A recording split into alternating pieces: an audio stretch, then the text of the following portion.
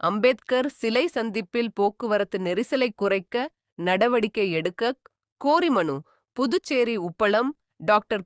அம்பேத்கர் சிலை சந்திப்பு பகுதியில் சாலையோர மீன் வியாபாரத்தால் ஏற்படும் போக்குவரத்து நெரிசல் மற்றும் பொதுமக்களுக்கு ஏற்படும் சிரமங்களை தீர்க்க கோரி சர்வதேச மனித உரிமைகள், நுகர்வோர் மற்றும் மகளிர் பாதுகாப்பு அமைப்பு சார்பில் மனு அளிக்கப்பட்டது.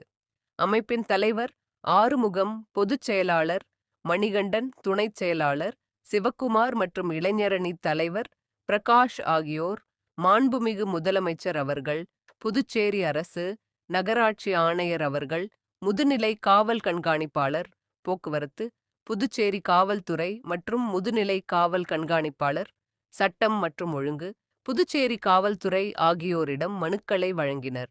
மனுவில் உப்பளம் டாக்டர். அம்பேத்கர் சிலை சந்திப்பு பகுதியில் சாலையோர மீன் வியாபாரத்தால் கடுமையான போக்குவரத்து நெரிசல் ஏற்பட்டு பொதுமக்கள், பள்ளி மாணவர்கள், பாதசாரிகள் மற்றும் அவசர சேவை வாகனங்கள் பெரிதும் பாதிக்கப்படுவதாக சுட்டிக்காட்டப்பட்டுள்ளது. மேலும் பொதுமக்களின் வரிப்பணத்தில் கட்டப்பட்ட புதிய மீன் மார்க்கெட்டை முழுமையாக செயல்பாட்டிற்கு கொண்டு வந்து சாலையோர மீன் வியாபாரிகளை அங்கு மாற்றுவதுடன் ஆக்கிரமிப்புகளை அகற்றி பாதுகாப்பான, தடையற்ற போக்குவரத்தை உறுதி செய்ய உரிய நடவடிக்கை எடுக்குமாறு கோரப்பட்டுள்ளது.